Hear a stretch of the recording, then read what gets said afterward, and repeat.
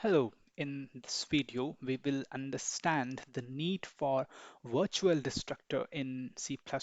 So if you have not watched my previous video wherein I have discussed about the concept of runtime polymorphism, I would highly recommend you to go and watch that video first because the code that I am using in order to explain about virtual destructor is the same as I've used in the previous video, and it also shall help you in order to understand the concept of runtime polymorphism before understanding the need for virtual destructors. So as I mentioned, the code remains the same. I have a base class and I have a derived class, which is inheriting the base class. And there are two functions where function one is marked as virtual, and I'm overriding it in the function one, except for the fact that I have to mark it as override. Uh, and then in the function two, uh, I do not perform any overriding. And in addition to the previously existing code, I have added the logic for destructors in both the base class and also in the derived class.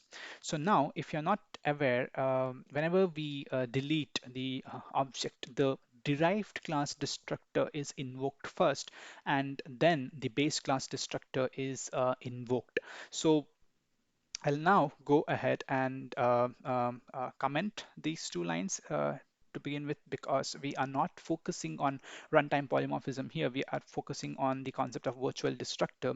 So I'm commenting these two lines here, and then I am going ahead and deleting the object which is created in the line number 53. So now, as per our understanding, since I'm deleting such an object, then the derived class destructor will be called, and then the base class destructor will be called.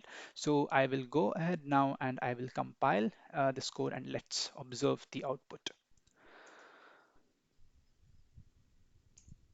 So if you notice in the output that I do not find this derived class destructor being invoked, I can clearly notice that there is only the base class destructor that is being invoked. Now this is the scenario where we have to mark the base class destructor as virtual in order to ensure that the base class and the derived class destructors are invoked. And so now if I go ahead and compile again and run.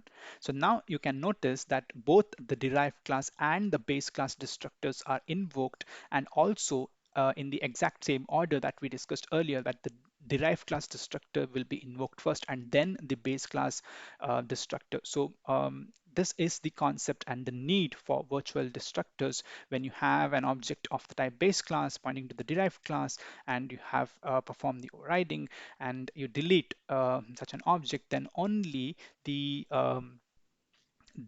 base class destructor will be called. So in order to ensure that both the base class and the derived class destructors are invoked, it's very, very important to mark the base class destructor as virtual. And if you mark the base class destructor as virtual, as you can notice in the output, both the derived class and the base class destructors will be invoked. So I hope this helps. Please share your thought in the comment section. Thank you.